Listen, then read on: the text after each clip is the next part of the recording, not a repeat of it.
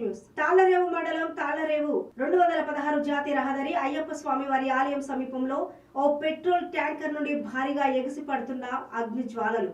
ఇక అదుపు చేస్తున్న ఫైర్ సిబ్బంది భయాందోళనకు గురవుతున్న స్థానిక ప్రజలు. ఇక అటుగా వెళ్తున్న వాహనాలను దారి మళ్లించి కోరంగి పోలీసులు కట్టుదిట్టమైన భద్రత ఏర్పాట్లు చేసిన కోరంగి ఎస్ఐ ఐ సత్యనారాయణ.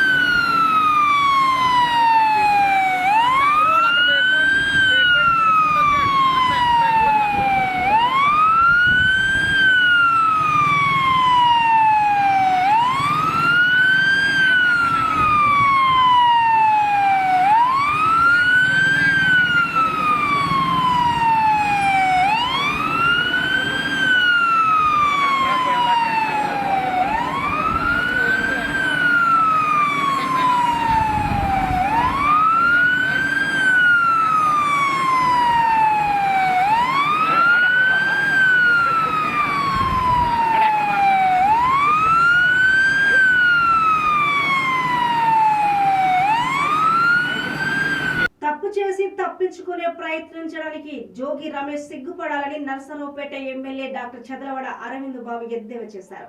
అధికారాన్ని అడ్డం పెట్టుకుని జగన్ రెడ్డి వారి ముఠా దోపిడీ ఎల్లలు దాటిపోయిందన్నారు. అగ్రిగోల్డ్ బాధితులకు న్యాయం చేస్తామని అధికారంలోకి వచ్చిన జగన్ రెడ్డి వారి ముఠా అగ్రిగోల్డ్ భూముల్ని పందికొక్కుల్లా బొక్కేశారని అన్నారు. గెలిచిన తర్వాత అగ్రిగోల్డ్ బాధితుల గురించి కనీసం కూడా ఆలోచించలేకపోవడమే కాక ఆక్రమించుకోవడం దుర్మార్గమని అన్నారు. కూటమి ప్రభుత్వం అగ్రిగోల్డ్ పై విచారణ జరుపుతుంటే పుట్టలోని పాములు వస్తున్నట్లుగా అక్రమార్కులు బయటపడుతున్నారు. విజయవాడ అంబాపురంలో ఈడీ సిఐడి అటాచ్మెంట్ తో ఉన్న అగ్రిగోల్డ్ భూములు సైతం జోగి రమేష్ కుటుంబం అక్రమ రిజిస్ట్రేషన్ చేయించుకోవడం సిగ్గుచేటని అన్నారు. అధికారంలో ఉన్నప్పుడు తండ్రి కొడుకులు అక్రమాలకు పాల్పడి ఇప్పుడు నీతులు వల్లించడం హాస్యాస్పదమని అన్నారు. చేసే అవినీతి దుర్మార్గాలు కానీ భూ కబ్జాలు కానీ ఇవన్నిటి కూడా వెలికి తీయటానికి మరి వాళ్ళ 3 నెలల నుంచి కూడా తెలుగుదేశం పార్టీ ప్రభుత్వం ఏదైతే వైసీపీ ప్రభుత్వం ధనదాహంతో మరి పోలీసు అండదండలతోటి ఎన్ని అక్రమాలు చేశారో అవన్నీ బయటపెట్టడం జరిగింది. మరి గడిచిన 5 ఏళ్లుగా ప్రతిపక్షంలో ఉండి కూడా ఏదైతే ఆధారాలు ఉన్నాయో సర్వే నెంబర్లు ఉన్నాయో భూ కబ్జాలు ఎవరైతే చేశారో వాటన్నిటి కూడా బయట పెట్టడం జరిగింది. సుప్రీంకోర్టుకి హైకోర్టు కూడా వెళ్ళటం జరిగింది. దాంట్లో మచ్చుతోనుక ఇవాళ మరి జోగి రమేష్ గారు మాజీ మంత్రి ఏదైతే జగన్మోహన్ రెడ్డి గారి మెప్పు కోసం చంద్రబాబు నాయుడు గారిని వాళ్ళ కుటుంబాన్ని తెలుగుదేశం పార్టీని తిట్టరాని తిట్లు తిట్టి మరి మంత్రి పదవి ఆశించాడు. అటువంటి జోగి రమేష్ విపరీతమైన అవినీతిపరుడు దుర్మార్గుడు. మరి ఈ విధంగా మరి పుట్టలో పాములు ఏ విధంగా అయితే బయటకు వస్తాయో ఆ విధంగా ఆయన చేసిన అక్రమాలన్నీ కూడా బయటకు వస్తున్నాయి. వీటిల్లో కొన్ని మచ్చుతొనకలు 2019 ఎలక్షన్స్లో ఏదైతే అగ్రిగోల్డ్ భూముల మీద అగ్రిగోల్డ్ ఎవరికైతే అన్యాయం జరిగిందో ఏదైతే అగ్రిగోల్డ్ భూములు ఉన్నాయో అగ్రిగోల్డ్ వాటిని పేద ప్రజలకు అప్పచెబుతా అని చెప్పి ఆ రోజు చెప్పడం జరిగింది. ఆ విధంగా చెప్పడం కాకుండా మంత్రి అయిన తర్వాత అగ్రిగోల్డ్ భూములు మొత్తాన్ని కూడా ఆక్రమించుకోవడం జరిగింది. పేద ప్రజలకు అండగా ఉంటానన్న జోగి రమేష్ గారు మరి ఈ విధంగా చేయటం అనేది చాలా అన్యాయం వాళ్ళ బయటికి రావడం జరిగింది.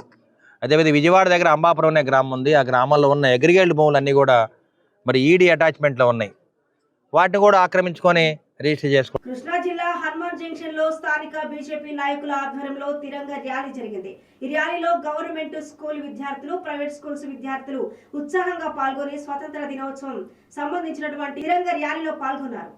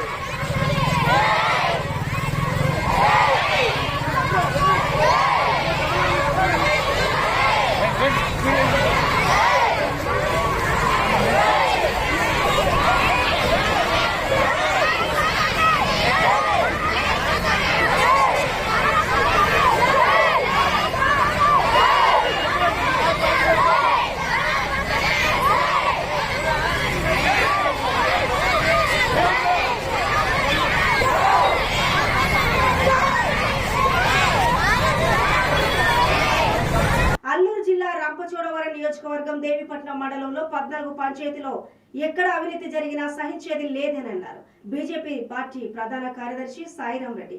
ఇక తాను మాట్లాడుతూ గత ప్రభుత్వంలో కొన్ని పంచాయతీల్లో అవినీతి జరిగిందని దానికి సంబంధించిన పూర్తి ఆధారాలు తమ వద్ద ఉన్నాయని అన్నారు. అలాగే ఈ ప్రభుత్వంలో మాత్రం ఎటువంటి అవినీతి జరగకుండా ఉండాలని ప్రజా ప్రతినిధులు కానీ ప్రభుత్వ అధికారులు కానీ ఎటువంటి కాసులకు కక్కుర్తి పడకుండా ప్రజాసేవ పనిచేయాలని అన్నారు. మండలంలో ఉన్న కూటమి నాయకులు పనిచేసి మంచి పేరు తీసుకురావాలని అన్నారు. జై శ్రీరామ్, భారత్ మాతాకి జై. దేవీపట్నం మండలం బీజేపీ భారతీయ జనతా పార్టీ ప్రధాన కార్యదర్శి కుండ్ల సాయిరాం రెడ్డి. ఎందుకంటే ఈ యొక్క మీటింగు దేవీపట్నం మండలంలో అవినీతి అనేది జరగకూడదని మా భారతీయ జనతా పార్టీ యొక్క ముఖ్య ఉద్దేశం. ఎందుకంటే దేవీపట్నం మండలంలో ఏ ఒక్కరు, ఏ ప్రభుత్వ ఉద్యోగి అయినా, ఏ ఒక్క నాయకుడైనా, రాజకీయవేత్త కానీ, ఉద్యోగస్తులు కానీ ఈ యొక్క అవినీతిని కానీ పాల్పడినట్టు కానీ తెలిస్తే భారతీయ జనతా పార్టీ ఊరుకునేదే లేదు. అసలు ఈ యొక్క ఉద్దేశం ఏంటంటే మన కంబాల శ్రీనివాస్ సార్ గారు, అలాగే కొత్తపల్లి గీతా మేడం గారు, పురంధేశ్వరి గారు నాకు అండగా ఉన్నారు. అసలు ఈ యొక్క అవినీతి కానీ జరిగితే ఏ ఒక్కరికి ఊరుకుండలేదు. ఈ అవినీతి జరుగుతుందని నీకు ఎలా తెలుస్తుందని అంటారా? ప్రతి ఒక్కొక్క గ్రామంలో నాకు 10 మంది యువత ఉన్నారు. ఆ యొక్క యువతతో ఈ యొక్క అవినీతి ఎలా జరుగుతుందనేది ముఖ్యంగా నాకు తెలిసిపోద్ది. ఆ యొక్క యువత కూడా వాళ్ళ కళ్ళ ముందు తిరిగినా వాళ్ళకి తెలియదు అన్నమాట. ఈ యొక్క యువత ఖచ్చితంగా మాకు చెప్తారు, ఇక్కడ ఇది జరుగుతుంది సార్ ఇలాగనేసి. నేను కూడా అతి త్వరలో భారతీయ జనతా పార్టీ కొండమొదల గ్రామంలో పెడదామని చూస్తున్నాను. అతి త్వరలో కూడా పెడతాను భారతీయ జనతా పార్టీ ఆఫీసు. అలాగే భారతీయ జనతా పార్టీలో ఎవరైనా జాయిన్ అయ్యే వాళ్ళు ఉన్నా కూడా నా నెంబర్ తీసుకోండి. ఏ యొక్క అవినీతి జరిగినా నా యొక్క ఫోన్ నెంబర్కి మీరు ఫోన్ చేయొచ్చు. కొండమొదలలోనే ఉంటాను నేను. భారతీయ జనతా పార్టీలో జాయిన్ అయిన మరుక్షణం నుంచి వాళ్ళకు కూడా బాగుంటుందని నేను మనవి చేసుకుంటున్నాను. అలాగే నా వెనకాల ఉన్న గణపతి రెడ్డి కన్వీనర్ గారు, అలాగే బీజేపీ. నిన్న రాత్రి మరిపేడ బంగ్లా సోషల్ వెల్ఫేర్ కళాశాల గురుకులంలో రాత్రిపూట సందర్శించి అక్కడే విందు చేసి గురుకుల హాస్టల్లో విద్యార్థులు కాసేపు విద్య గురించి మరియు గురుకుల పరిస్థితుల గురించి ముచ్చరించి తెలుసుకొని వాళ్లతోనే బస చేసిన ప్రభుత్వ విప్ డోర్నకల్ శాసనసభ్యులు డాక్టర్ రామచంద్ర నాయక్. వారితో పాటు మరిపేడ మండల కాంగ్రెస్ పార్టీ అధ్యక్షులు రఘువీరారెడ్డి ఆయనతో పాటు పాల్గొన్నారు. తెలంగాణ రాష్ట్రంలో గురుకుల పాఠశాలల్లో మరి సీజన వ్యాధుల ద్వారా కానీ లేదా ఫుడ్ పాయిజనింగ్ ద్వారా కానీ విద్యార్థులు అస్వస్థతకు గురవుతున్న పరిస్థితులు మరి మాధ్యమాల ద్వారా చూసినాం. ముఖ్యమంత్రి ఆదేశానుసారం రేవంత్ రెడ్డి గారు విద్యార్థులకు క్వాలిటీ ఎడ్యుకేషన్, అదేవిధంగా నాణ్యమైన మరి ఫుడ్డు, వారికి వ్యాయామం సరైన రీతిలో స్కూళ్ళల్లో సమపాలనలో మరి అందిస్తున్నారా లేదా అనే కార్యక్రమం ప్రతి నియోజకవర్గంలో మరి ఎమ్మెల్యేలందరినీ మరి గురుకుల పాఠశాలలు, ఆశ్రమ పాఠశాలలు, ఏకలవ్య మరి అదేవిధంగా కస్తూర్బా అన్ని ఆశ్రమ స్కూళ్ళన్నీ సందర్శించే కార్యక్రమం చేపట్టే ఆదేశం ఇవ్వడం జరిగింది. అందులో భాగంగా ఈరోజు Allagadda social welfare residential schools మరి ఇక్కడ మేము సందర్శించడం జరిగింది. విద్యార్థులతో పాటు భోజనం, అదేవిధంగా నిద్ర వారితో పాటు చేసి రేపు వ్యాయామం, వారితో పాటు ప్రేయర్ ప్రార్థన సమయం వరకు వారితో కేటాయించాలని చెప్పేసి నేను భావించి ఈరోజు ఈ పాఠశాలను సందర్శించడం జరిగింది. తప్పకుండా ముఖ్యమంత్రి రేవంత్ రెడ్డి గారు వచ్చిన తర్వాత తెలంగాణ రాష్ట్రంలో మంచి విద్య, ఉపాధి, ఉద్యోగాల వైపు యువత నడిపించే విధంగా గత 10 సంవత్సరాల్లో ప్రభుత్వం నిర్లక్ష్యం వల్లనే సమస్యలన్నీ పేరుకుపోయి ఈరోజు స్కూళ్ళల్లో విద్యార్థులు అవస్థలు పడుతున్న పరిస్థితి ఉంది. మరి అకామిడేషన్ సరిపోయే పరిస్థితి లేదు. అదేవిధంగా 2016లో పర్ క్యాపిటా 34 రూపాయలు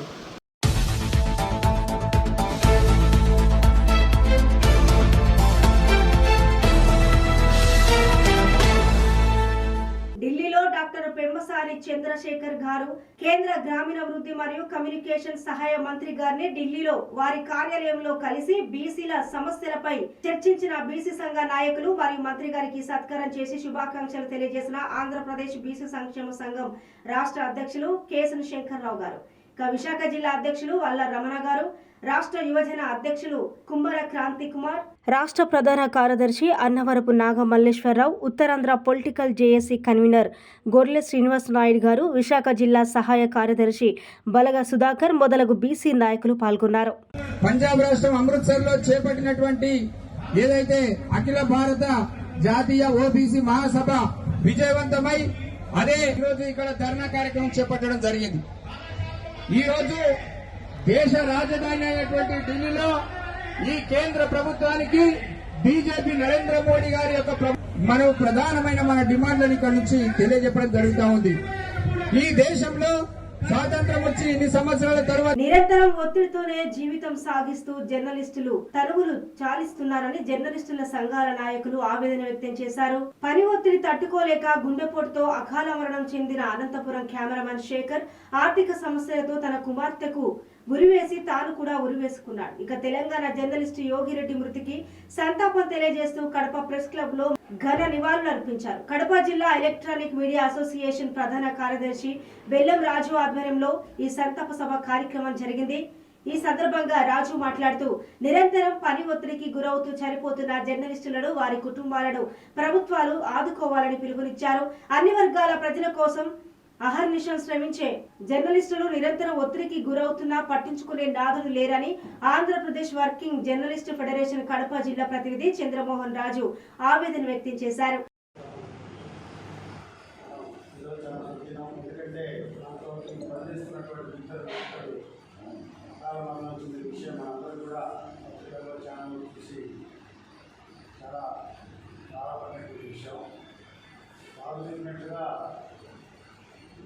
ప్రధానంగా ఒత్తిడి గురిపోవడం వల్లే పెళ్లి జరుగుతున్నాయి. ఒత్తిడి గురి కాకుండా ఉద్యోగం చేయలేని పరిస్థితి ఉంది. ఎందుకంటే యాజమాన్యాలు చెప్తే చేయాలి, వాళ్ళు పరిగెత్తమంటే పరిగెత్తాలి. కానీ జీతభత్యాలు లేని ఉద్యోగాలు చేసేటువంటి మనం ఈ ఒత్తిడిని అధిగమించాలంటే మనం తప్పనిసరిగా మన లక్ష్యంతో పాటు అదనంగా ఏదో పద్ధతుల్లో మన కుటుంబాన్ని మనం నడుపుకునేటువంటి పద్ధతుల్లో ఏదో ఒక రకంగా మనం చేస్తుంటే తప్ప ఒక్క మీడియా మీదే ఆధారపడితే మనం దాని గురించి బయటపడి మన పిల్లలు మనము బాగా మంచిగా ఒక రకమైనటువంటి జీవితాన్ని గడపగలిగే పరిస్థితి మనకు రాదు. మనమైతే మొదటగా చాలా సంవత్సరాల నుంచి ప్రెస్ కౌన్సిల్ ఆఫ్ ఇండియాలో ఇండియన్ జర్నలిస్ట్ యూనియన్ కానీ ఎంపీయూడబ్ల్యూజే కానీ చాలా సంవత్సరాలుగా ప్రెస్ కౌన్సిల్ మెంబర్లు అందరితో కూడా మీడియాలో పనిచేసేటువంటి ప్రింట్ మీడియా కావచ్చు, ఎలక్ట్రానిక్ మీడియా కావచ్చు, పనిచేసేటువంటి జర్నలిస్టులు అందరికీ కూడా కనీస వేతనాలు కూడా లేకుండా దుర్భరమైనటువంటి జీవితాన్ని గడిపే పరిస్థితి కాబట్టి మనం తప్పనిసరిగా ఒక రెస్ బోర్డు ఏర్పాటు చేసి రెస్ బోర్డు ద్వారా జర్నలిస్టులందరికీ కూడా కనీస వేతనాన్ని ఇవ్వాలని చెప్పి అకాల civil judge judicial magistrate of first court భవనం ప్రారంభించిన జిల్లా జడ్జి భీమేశ్వరరావు. ఇక కోర్టు భవనములు డిజిటల్ ఇనాగ్రేట్ ఆంధ్రప్రదేశ్ హైకోర్టు ప్రధాన న్యాయమూర్తులు ధీరజ్ సింగ్ ఠాగూర్, రావు రఘునందన్ రావు చేశారు. ఇక తిరుపతి జిల్లా చంద్రగిరి నియోజకవర్గం పాకాల మండల పాకాల పట్టణంలో Pakala civil judge judicial magistrate of first class court భవనము జిల్లా జడ్జి భీమేశ్వరరావు బుధవారం ప్రారంభించారు. ఈ కార్యక్రమానికి ముఖ్య అతిథులుగా తిరుపతి జిల్లా SP L Subbarayudu, additional SP వెంకట్రావులు ఇచ్చేశారు. ఇక ముందుగా జ్యోతి ప్రజ్వలన చేసి హిందువులు, క్రైస్తవులు, ముస్లింలు కలిసి ప్రత్యేక ప్రార్థన చేశారు. పాకాల కోర్టు భవనము ఆంధ్రప్రదేశ్ హైకోర్టు ప్రధాన న్యాయమూర్తులు ధీరజ్ సింగ్ ఠాగూర్ అలాగే రఘునందన్ రావులు డిజిటల్ ఇనాగ్రేటెడ్ చేశారు. అనంతరం కోర్టు కార్యక్రమాలు కొనసాగించారు. ఇక మధ్యాహ్న భోజనం ఏర్పాట్లు చేశారు.